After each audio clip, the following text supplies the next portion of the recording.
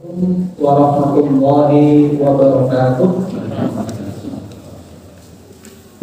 Alhamdulillah, alhamdulillahilladzi hadana lihada wa ma kunna linahtadiya laula an hadana Allah.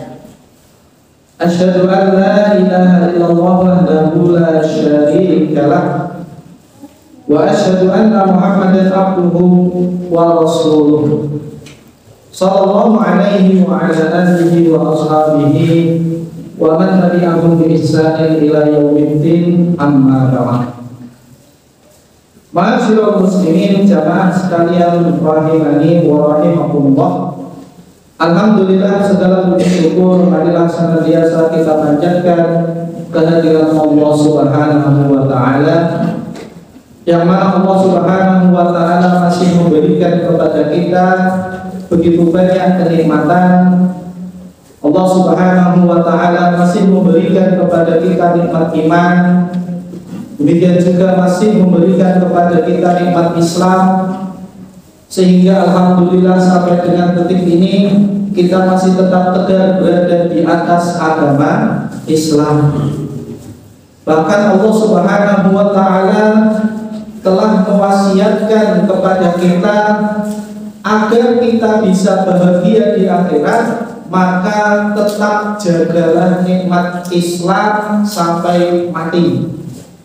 Allah Subhanahu wa taala mewasiatkan hal tersebut di dalam Al-Qur'an, ya ayyuhalladzina amanu taqullaha haqqa tuqatih wa la tamutunna illa wa antum muslimun. Wahai orang-orang yang beriman, bertakwalah kalian kepada Allah dengan sebenar-benarnya takwa, dan janganlah kalian mati kecuali dalam kondisi beragama Islam. Ini perintah dari Allah, Zat yang menciptakan kita, Zat yang memiliki surga dan neraka. Sehingga bersyukurlah kalau misalkan sampai dengan detik ini kita masih merasakan nikmat Islam. Kemudian sholawat serta salam marilah senantiasa tercurahkan kepada uswah kita Nabi Muhammad sallallahu alaihi wasallam, kepada keluarganya, para sahabatnya, dan orang-orang yang mengikuti jejak beliau hingga hari kiamat kelak. Ma'asyiral muslimin, jamaah sekalian rahimani wa rahimakumullah. Melanjutkan pengajian kita membahas tentang kisah-kisah di dalam Al-Quran.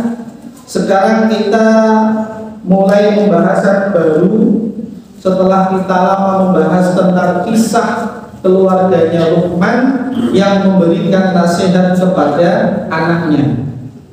Sekarang kita masuk ke kisah keteguhan iman Ratu Mesir yang bernama Asiyah binti Muzahim. Bagaimana Asiyah memiliki keteguhan iman sampai-sampai Allah Subhanahu wa taala membuat perumpamaan namanya sebagai perumpamaan wanita yang beriman. Padahal suaminya suami yang sangat kooperatif, sangat kejam, sangat dolen, pokoknya sangat tidak baik. Sehingga harapannya istri-istri zaman sekarang itu hendaknya bersabar terhadap kekurangan suaminya, karena sejelek-jelek suami kita itu masih jauh dengan siapa? Fir'aun. Nah, ini diantara faedahnya. Alhamdulillah, powerpointnya nyala. Saya buat ini 2 jam lebih loh Pak. Enggak nyala lagi atau lebih lama ketimbang cuma baca tok. Tapi kalau ini lebih lama, edit lagi. Dalam surat At-Tahrim ayat yang ke-11, Allah Subhanahu wa taala berfirman, wa daraballahu masalan lil ladzina amanu ra'ata fir'aun in qalat rabbi ibni li indaka baitan fil jannah wa najjini min fir'auna wa amalihi wa najjini minal qaumidh dhalimin. Dan Allah membuat perumpamaan bagi orang-orang yang beriman adalah istrinya Fir'aun, yang mana istrinya Fir'aun itu berkata, ya Rabbku, wahai Allah, bangunkanlah untukku sebuah rumah di sisimu di dalam surga, dan selamatkanlah aku dari Fir'aun dan perbuatannya, dan selamatkanlah aku dari kaum yang zalim. Di dalam ayat ini Allah Subhanahu wa taala memberikan perumpamaan. Kalau ayat sebelumnya itu Allah memberikan perumpamaan tentang wanita-wanita yang kafir, yaitu contohnya istrinya Nabi Nuh dan istrinya Nabi Lut. Keduanya di bawah asuhan orang-orang soleh, akan tetapi hidayah hanya ada di tangan Allah. Sehingga para ulama membuat kesimpulan, suami yang soleh belum tentu istrinya solehah. Demikian juga kalau misalkan suaminya tidak soleh, belum tentu istrinya juga tidak soleh. Apalagi orang tua yang soleh, belum tentu anaknya juga soleh. Jadi tidak dijamin pokoknya nek bapaknya karo buku soleh berarti anaknya mesti soleh, belum tentu. Belum tentu. Demikian juga kebalikannya. Ketika anak-anaknya soleh dan solehah, itu belum tentu juga orang tuanya soleh dan soleh. Kemudian keutamaan Asyah binti Muzahim, keutamaan Asyah binti Muzahim yang disebutkan oleh Nabi Shallallahu Alaihi Wasallam dalam sebuah hadis yang diriwayatkan oleh Imam Bukhari dan Imam Muslim. Nabi Shallallahu Alaihi Wasallam bersabda, "Kamula minar rijali kasirun, walam yakmul minan nisa'i illa Maryam bintu Imran wa Asiyatu imra'atu Fir'aun wa fadlu Aisyah 'ala nisa'i fa fadlu sarif 'ala sa'iris ta'am." Lelaki yang sempurna itu jumlahnya banyak. Para nabi, orang-orang soleh zaman dulu banyak, Pak. Akan tetapi wanita-wanita yang sempurna kata Nabi Shallallahu Alaihi Wasallam itu hanya dua. Yang pertama Maryam binti Imran. Dulu kita pernah membahas tentang keluarganya Imran. Maryam yang telah lahir darinya Nabi Isa, yang dituduh oleh orang-orang Yahudi pada zaman itu Maryam telah berzina, padahal tidak berzina. Yang kedua adalah Asiyah, istrinya Fir'aun. Ini yang ngomong Nabi Shallallahu Alaihi Wasallam. Faedahnya apa? Sebagai seorang istri, maka sebagai orang suami, kita kan suami ya. Sebagai seorang suami, hendaknya kita berusaha mengarahkan atau mendidik istri kita itu agar memiliki akhlak dan memiliki akidah serta kekuatan iman seperti Maryam dan Asyah. Karena mereka wanita yang sangat langka. Mereka wanita sangat langka. Bahkan dikatakan oleh Nabi Shallallahu Alaihi Wasallam itu wanita yang sempurna.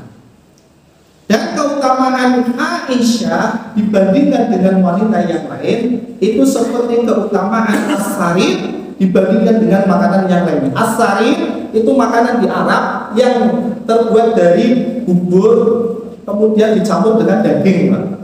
Itu makanan lezat di zaman mereka. Jadi tetap di sini Nabi SAW juga menyebutkan keutamaan Aisyah, istri Nabi Shallallahu Alaihi Wasallam. Kemudian dalam hadis yang lain, bagaimana diriwayatkan oleh Imam Ahmad, Imam Hakim, Imam An-Nasai, dan hadisnya disahihkan oleh Imam Al-Albani rahimahullah taala. Afdhalul nisa'i ahli jannah Khadijah bintu Khuwailid wa Fatimah bintu Muhammad wa Asyiyah bintu Muzahim imra'atu Fir'aun wa Maryamu ibnatu Imran.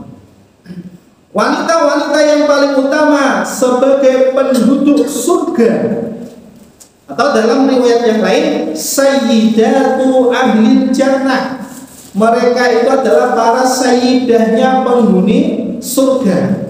Ada empat kata Nabi SAW. Yang pertama Khadijah bintu Khuwailid, yang kedua Fatimah binti Muhammad, yang ketiga Asyiyah binti Muzahim istrinya Fir'aun, dan yang keempat Maryam binti Imran.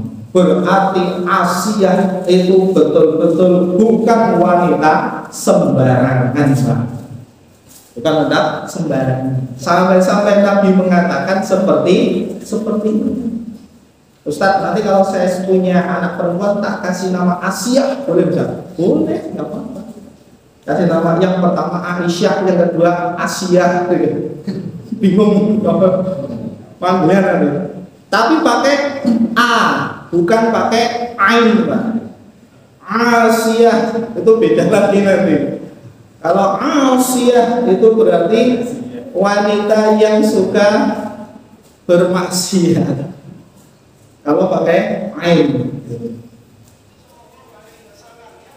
Terus, apakah Asyiyah binti Muzahim seorang nabi? Nah, ini terjadi perdebatan di kalangan para ulama, Pak. Apakah Asyiyah, kemudian Maryam, kemudian ibunya Nabi Musa, apakah mereka nabi? Apakah mereka nabi? Kalau mereka nabi, berarti ada nabi dari kalangan wanita. Ada dari kalangan wanita. Padahal Imam Ibnu Hajar rahimahullah taala, sebagaimana terdapat di dalam kitabnya Fathul Bari, itu telah menukil ijma bahwasanya tidak ada nabi dari kalangan perempuan. Tidak ada nabi dari kalangan apa? Perempuan. Waqad nukila ijma'u ala adami nubuwatin nisa. Akan tetapi mereka dari kalangan Asy'ariyah, mereka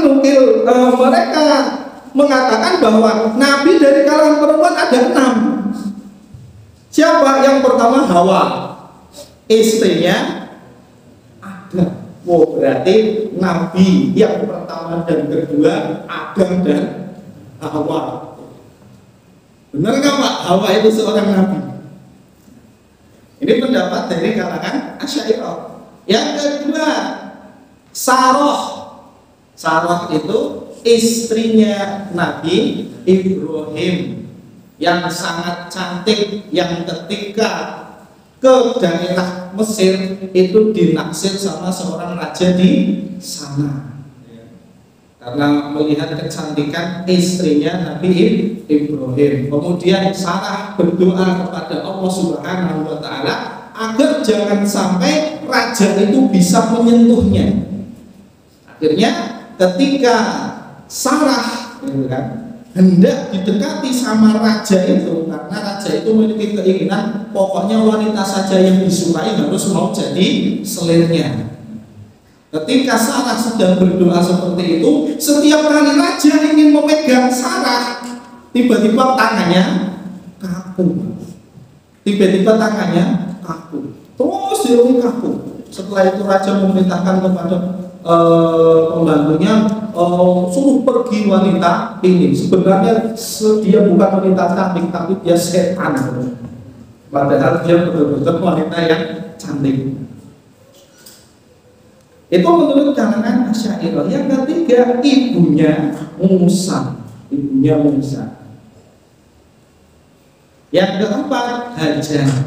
Yang kelima Asy'iyah. Yang keenam Maryam. Apakah betul mereka para nabi atau mereka hanya wanita solehah?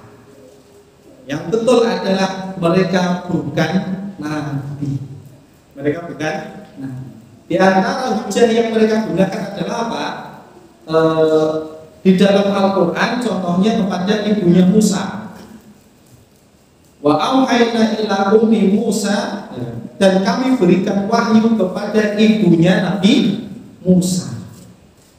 Nah dari situ berarti Allah memberikan wahyu kepada ibunya Nabi Musa untuk menghanyutkan Nabi Musa ke dalam peti, kemudian dihanyutkan di sungai ini. Berarti Nabi Musa dapat wahyu dari Allah. Dibantah oleh ulama lain. Apakah kalau ada lafaz wahyu itu menunjukkan dia seorang nabi? Bagaimana dengan surat An-Nahl yang mana Allah memberikan wahyu kepada lebah untuk membuat rumah di gunung dan di dalam batu untuk membuat madu? Ini bantahan. Dalam surat An-Nahl Allah Subhanahu wa taala juga berfirman, wa auhayna ila nakhli an takhidhi minal jibali buyutan, dan kami berikan wahyu kepada lebah untuk membuat rumah di gunung. Lafaznya sama, wahyu. Berarti lebah juga nabi? Bukan. Itulah di antara pendapatnya para ulama. Dan ijma' para ulama bahwasanya tidak ada nabi dari kalangan perempuan. Imam Al-Qurtubi rahimahullah ta'ala itu pernah mengatakan, wa amma Asiyatu falam yarid ma yadullu ala nubuwatiha. Adapun Asiyah, maka tidak ada dalil yang menunjukkan bahwa dia itu seorang nabi. Ini perkataan Imam Al-Qurtubi yang dinukil oleh Imam Ibnu Hajar di dalam kitabnya Fathul Bari. Jadi jelas Pak bahwa Asiyah itu hanya wanita solehah. Dia bukan seorang nabi. Kemudian bagaimana kisah awal dari berimannya Aisyah, yang mana Aisyah tinggal di istananya Fir'aun, yang mana pada waktu itu Aisyah belum belum menemukan agama yang dibawa oleh Nabi Musa, karena pada waktu Nabi Musa masih bayi, masih kecil. Kisahnya dimulai ketika Aisyah menemukan menemukan Nabi Musa yang hanyut di dalam peti. Para pelayannya waktu itu sedang di sungai, kemudian mengambilnya dan tidak berani membuka kecuali sampai menunggu Aisyah yang membuka. Kemudian ketika dibuka, Aisyah melihat wajahnya Nabi Musa alaihissalam yang begitu imut dan lucu, gitu kan, yang membuat hatinya itu terenyuh. Terlebih lagi Aisyah pada waktu itu belum memiliki anak. Kemudian Aisyah menggendongnya dan mengatakan apa? Wa qalat imra'atu fir'aun qurratu 'ainin li walak. Ini adalah penyejuk mata hati bagiku dan bagimu. La taqtuluhu, jangan kamu bunuh wahai Fir'aun. Asa ayyan fa'ana aw nattakhidahu waladan wa hum la yash'urun. Semoga bayi ini bermanfaat, memberikan manfaat bagi kita, atau kita menjadikannya anak, sedang mereka tidak menyadari. Ini awal kisahnya Aisyah nanti beriman kepada Allah dan beriman kepada syariatnya Nabi Musa. Padahal kita tahu pada waktu itu Fir'aun sedang gencar-gencarnya membunuh bayi laki-laki dari Bani Israel. Karena ada bisikan dari tukang sihirnya Fir'aun yang meramal bahwasanya nanti akan ada seorang laki-laki dari Bani Israel yang akan mengalahkan kerajaan wahai Fir'aun. Saking takutnya Fir'aun memerintahkan kepada para pasukannya, pokoknya kalau ada bayi laki-laki lahir dari Bani Israel, bunuh dan bunuh. Dalam Nabi Musa lahir, kemudian apa? Dihanyutkan oleh ibunya ke sungai. Inilah hikmah Allah, Pak.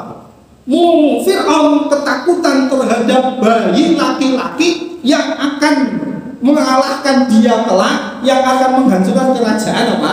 Fir'aun. Ternyata bayi yang malah masuk ke dalam apa? Istana, bahkan yang merawat. Makanya di dalam akhirnya Allah sebutkan wahum la yas'urun. Mereka itu tidak menyadari apa? Bahwa bayi yang dia rawat itulah bayi yang akan mengalahkan apa? Fir'aun. Itulah hikmah Allah, Pak. Bayinya selamat gak dibunuh, malah dirawat sama siapa? Fir'aun. Kemudian dalam kitab Sahih Qasasul Anbiya, perkataan Asy'ah tadi, asa ayyan fa'ana, mudah-mudahan anak ini bermanfaat bagi kita. Ucapan ini dikatakan oleh para ulama itu menjadi nyata. Maksudnya apa? Allah Azza wa Jalla telah memberikan anugerah manfaat yang diharapkannya di dunia. Asy'ah mendapatkan petunjuk melalui anak tersebut, dan di akhirat ia mendapatkan surga juga karena. Makanya hendaknya kita itu kalau ngomong yang baik-baik, Pak.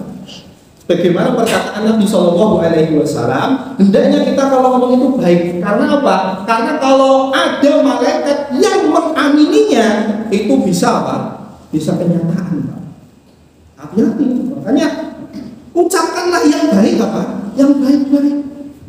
Dan ini ya alhamdulillah sebagian kita sudah mulai paham. Ketika ditanya gimana Pak jualannya, alhamdulillah Mas. Yang penting cukup, alhamdulillah cukup untuk kebutuhan. Dan syukur banget. Tapi giliran dia ngomong alhamdulillah cukup untuk kebutuhan, malaikat mengaminkan, ya dilala cukup untuk apa? Kebutuhan. Tapi ketika ada orang ngomong aduh, nek caranya ngene, ya aku bangkrut. Malaikat ngomong amin, gimana Pak? Bangkrut beneran.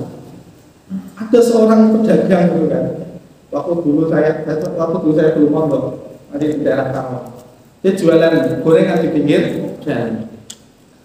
Tarikannya Pak, tarikan jatah-jatah itu semalam itu bisa 4 atau 5 orang, Pak. Beda-beda. Ini bagian kebersihan, ini keamanan, ini jatah apa semuanya. Sampai belum laku dagangannya, tarikannya sudah apa? Sudah minta. Itu tiap hari, ya namanya juga resiko dagang di pinggir jalan di kota besar. Sama-sama kan, aduh, nek ngene cara, nek aku iso bangkrut. Akhirnya apa Pak? Bangkrut beneran.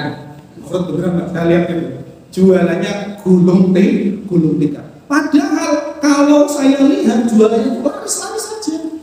Ya namanya jualan awal-awal mungkin pedagangnya pembelinya belum datang. Ya, tapi ketika sampai malam kali lihat rame, beneran Pak, rame. Kadang ditanya dapat berapa Mas? Ada 600, 700 dulu Pak, 10 tahun yang lalu sehari 700 orang ya mantap ya Pak. Tapi bukan karena ucapannya dia ngene caranya aku ya bangkrut beneran. Makanya jangan sampai kita mengucapkan kata-kata yang tidak bagus. Tahanlah lisan kita. Kalau sampai ada malaikat yang mengaminkan, hati-hati.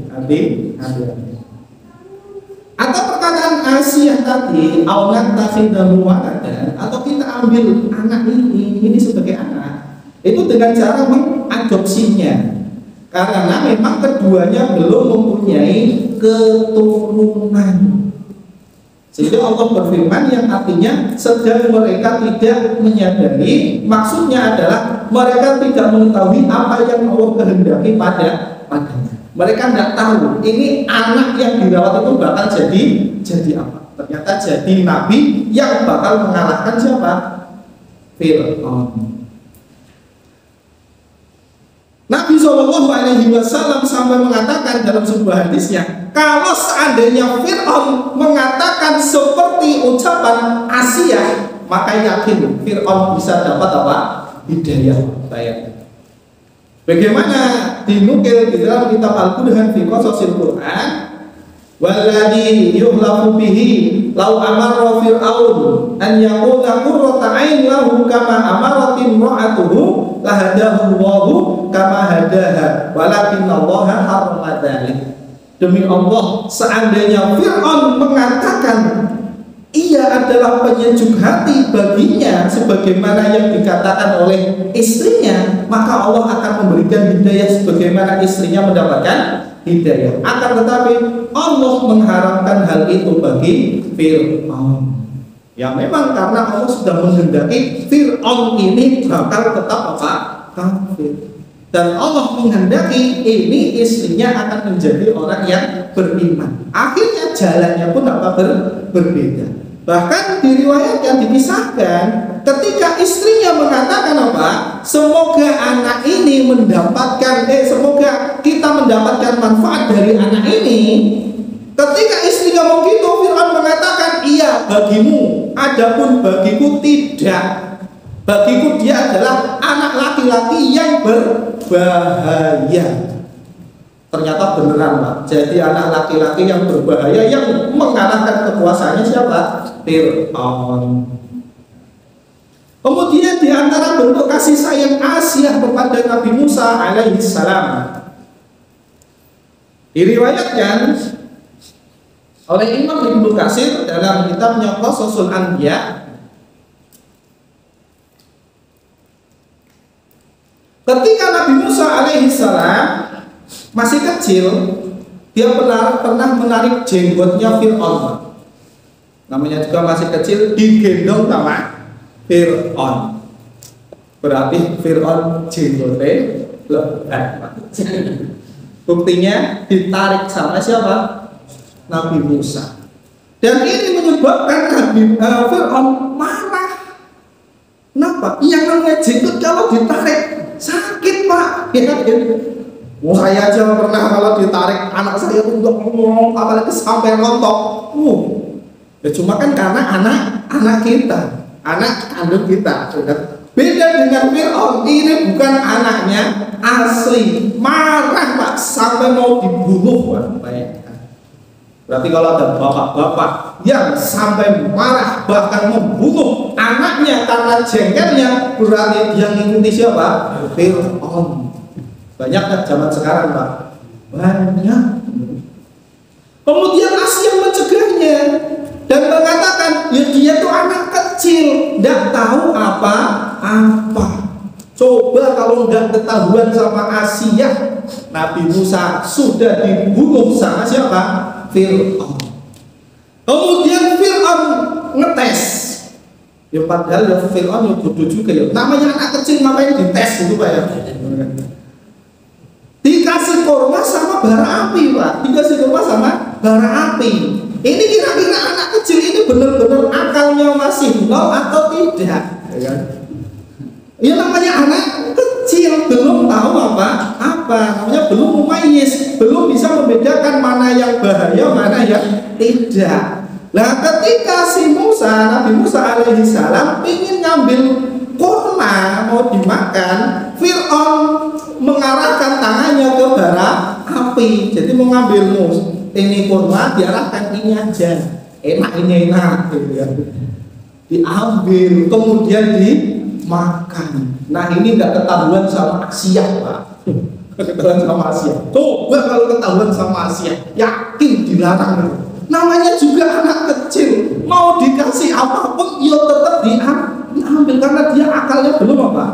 Belum dolor kita ya, belum nalar gitu kan. Akhirnya dimakan beneran, yang namanya bara api dimakan, akhirnya lidahnya luka. Sehingga lisannya Nabi Musa itu sakit Pak, sehingga kalau ngomong itu tidak jelas. Makanya dalam kisah lain, ketika Allah memerintahkan Nabi Musa untuk mendakwahi Fir'aun, Nabi Musa minta ditemani siapa? Harun. Karena Harun ngomongnya lebih jelas daripada siapa? Musa. Ini asal usulnya, sebagaimana dikisahkan oleh Imam Ibnu Katsir dalam kitabnya Qasasul Anbiya. Kemudian setelah Musa ngomongnya Allah nggak jelas itu Pak ya, gara-gara makan apa tadi? Bara api. Nabi mengatakan apa? Ana khairun min hadzal ladzi huwa mahinun wa la yakadu yubin. Aku itu lebih baik dari orang hina ini yang hampir tidak bisa menjelaskan perkataannya. Yo wajar lah, ya kan? Sudah tahu dia anak kecil, kemudian makan bara api. Setelah itu ngomongnya nggak jelas. Firaun mengatakan, aku lebih baik dari dia. Omonganku lebih jelas dari ini. Akalnya kemana Firaun Pak ya? Jelas-jelas kalau dia gara-gara kamu ngasih bara api. Kemudian siksaan kepada Asia ketika Asia ketahuan beriman, yang mana dikisahkan ketika Nabi Musa sudah mulai beranjak dewasa, ya, kemudian pergi dari istananya Fir'aun, kemudian diberi wahyu oleh Allah Subhanahu wa Ta'ala dan diperintahkan untuk mendakwahi Fir'aun. Kemudian Fir'aun menolak, kemudian membuat perjanjian kita bertemu di lapangan, karena pada waktu itu Musa menampakkan mukjizatnya berupa tongkat yang bisa berubah menjadi ular yang sangat besar.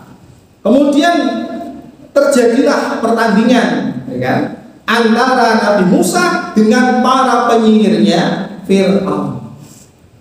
Nah, ketika terjadi pertandingan ini, Asia yang pada waktu itu kelihatannya mendukung siapa? Fir'aun. Tapi sebenarnya dia mendukung Nabi Musa. Bahkan setelah selesai pertandingan, Asia bertanya, siapa yang menang? Siapa yang menang? Ketika dikatakan yang menang Nabi Musa, Asia begitu gembira. Tapi gembiranya enggak di depannya siapa? Fir'aun. Akan tetapi ketika ketika keimanan Asia lama kelamaan diketahui oleh siapa? Oleh Fir'aun, maka Fir'aun pun menyiksa Asia agar Asia mau kembali kepada siapa? Kepada agama untuk nyembah Fir'aun. Karena pada waktu itu Fir'aun mengaku sebagai apa? Tuhan. Ana rabbukumul a'la. Aku adalah Tuhan kalian yang paling tinggi. Ternyata Asia menyembah Tuhannya Nabi Musa. Ketahuan. Kemudian diriwayatkan oleh Imam Ibnu Jarir dalam kitab tafsirnya, Fir'aun mengirim utusan kepada Asia dan mengatakan, carilah batu yang besar. Ngapain batunya Pak? Ditaruh di punggungnya. Apabila dia masih tetap dalam keimanannya, maka timbangkanlah batu itu kepadanya. Biarin batu itu tetap menindihnya. Namun jika dia menarik kembali perkataannya, dia tetap istriku. Dia tetap apa? Istriku.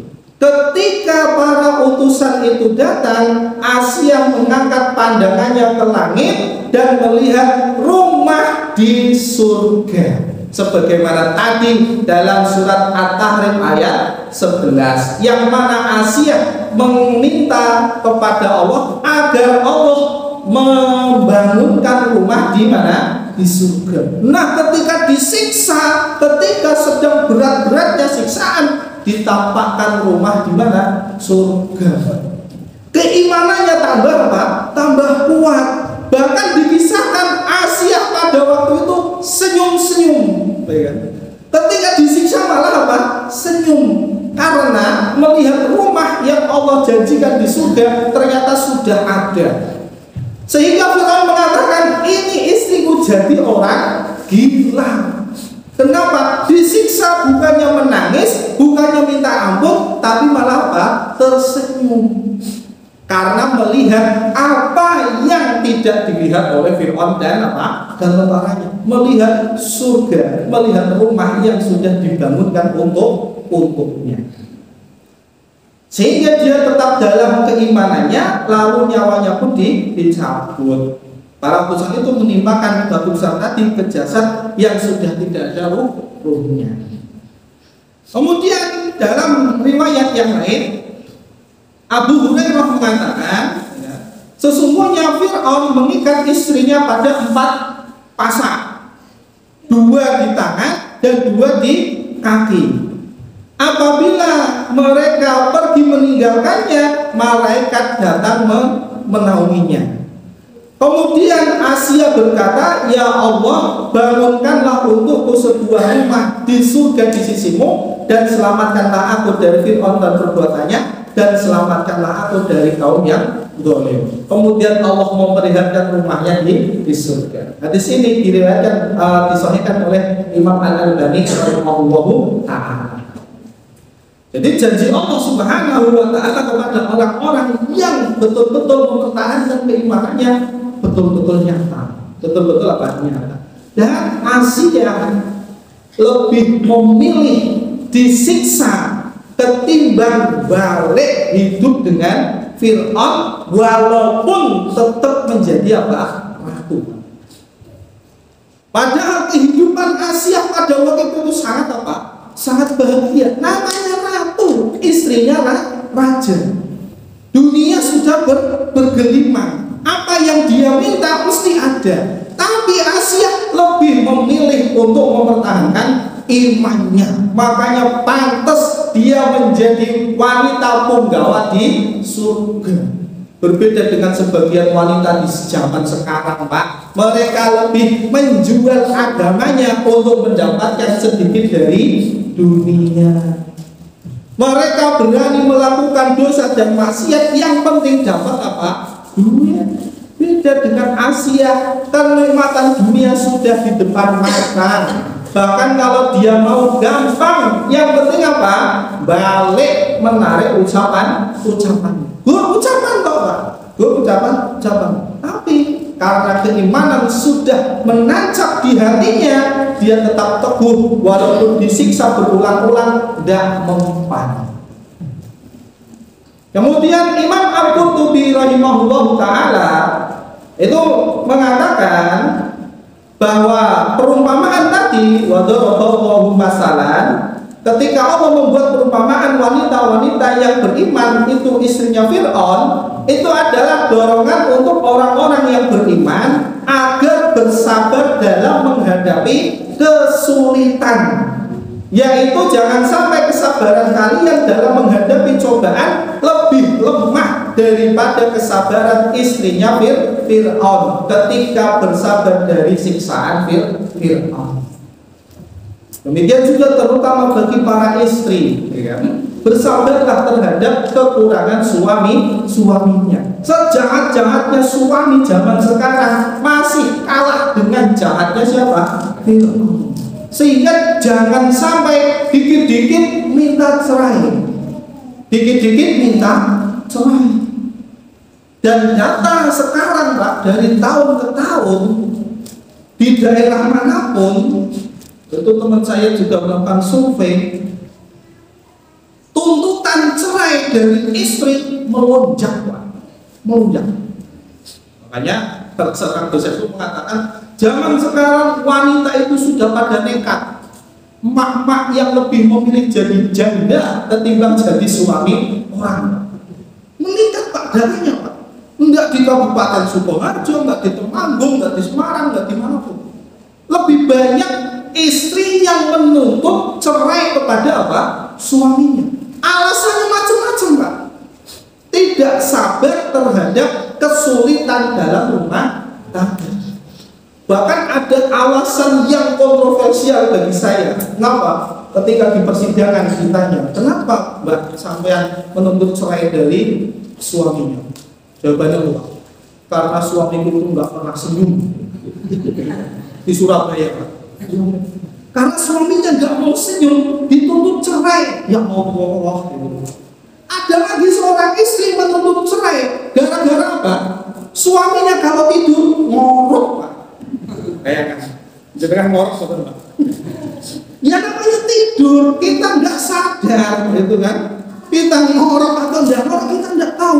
Istrinya yang sering tidur di samping kita itu merasa terganggu dengan ngoroknya suaminya. Pertama sabar, kedua sabar, ketiga sabar, keempat minta cerai. Gara-gara apa? Suaminya ngorok. Nah nanti kalau dapat suami kedua ngorok lagi gimana? Apakah minta cerai lagi? Ketiga ngorok lagi. Ini kan masalah apa? Ini masalah sepele bagi kita. Bersabarlah. Bersabarlah terhadap kekurangan apa? Suami. Selalu taatlah terhadap suami selama dalam hal yang baik. Selama suami kita memerintahkan kepada hal-hal yang baik, tetap taatlah. Walaupun suami kita itu belum menjadi orang yang soleh. Demikian juga sebaliknya, seorang suami pun juga bersabar terhadap kekurangan apa? Istrinya. Karena kita masing-masing memiliki kekurangan. Nabi SAW bersabda, la yafraq mu'minin mu'minatan in kariha minha khuluqan radiya minha akhar. Hendaknya seorang laki-laki itu jangan mudah atau jangan gampang menyatakan pisah dengan istrinya, atau sebaliknya.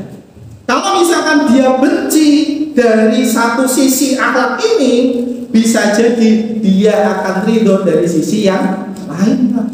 Dari sisi ini dia memiliki kekurangan. Siapa tahu dari sisi ini ternyata suami kita memiliki kelebihan terhadap apa? Terhadap kita.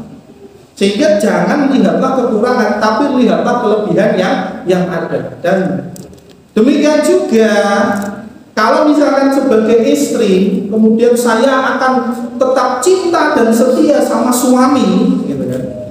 Sehingga akhirnya kebablasan, Pak. Cinta dan setianya itu pokoknya manut apa wae, entah benar entah salah. Ini pun juga tidak benar.